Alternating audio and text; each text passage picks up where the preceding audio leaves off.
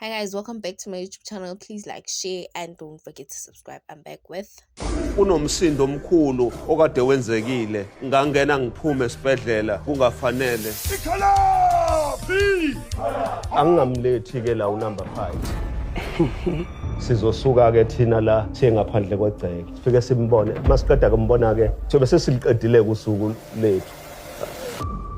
So this was probably our first time seeing abafazi bakwate kanje, especially uMakhumalo. So Umusa recently made umsebenzi bekakhuluma ngawo ukuthi ufuna ukubonga abantu abadala for ukuphila kwakhe because wathola a stroke and he had to do something ukubonga abantu abadala.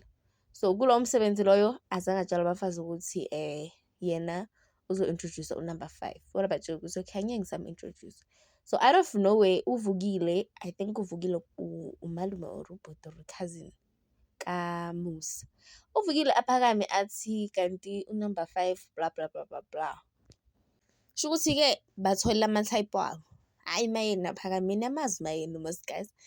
Aphakame umayeni abuza ukuthi kahle kahle lo msebenzi bokungasuka ukuthi kubongwa abantu abadala for ukuphila kwakho.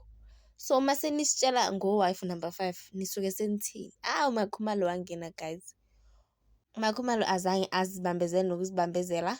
Washo ukuthi bona indaba yaka-wife number 5 bebangayazi and abafuni ukuyazi. Ukuza kwabo bona kulo msebenzi bebazele ukuthi uMusa azobonga abantu abadala for ukuphila kwakhe.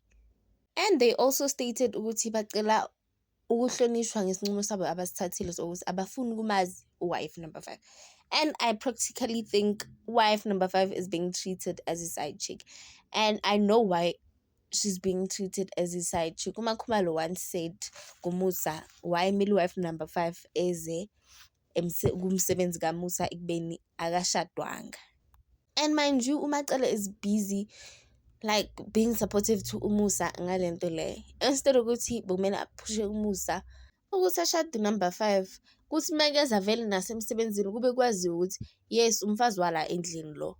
Not ukuthi makeza kuthiwe awumlobolanga nokumlobola loyo muntu loyo. So usuke sekazofuna la kulo msebenzi wala endlini. And I feel like uSamke is being treated like a side chick, guys, as like a side chick ephelele nje. And it's like uMusa uyayithanda lento le because no Thobile naye bekayi-side chick before angena fully.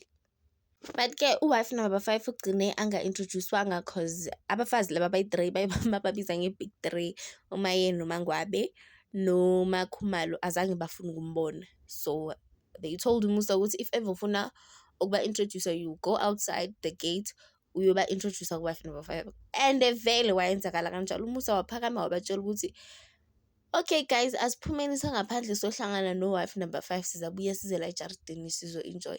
Guys, the disrespect Musa gave to his wife, unpredictable. Thank you guys for watching. What are your thoughts on this?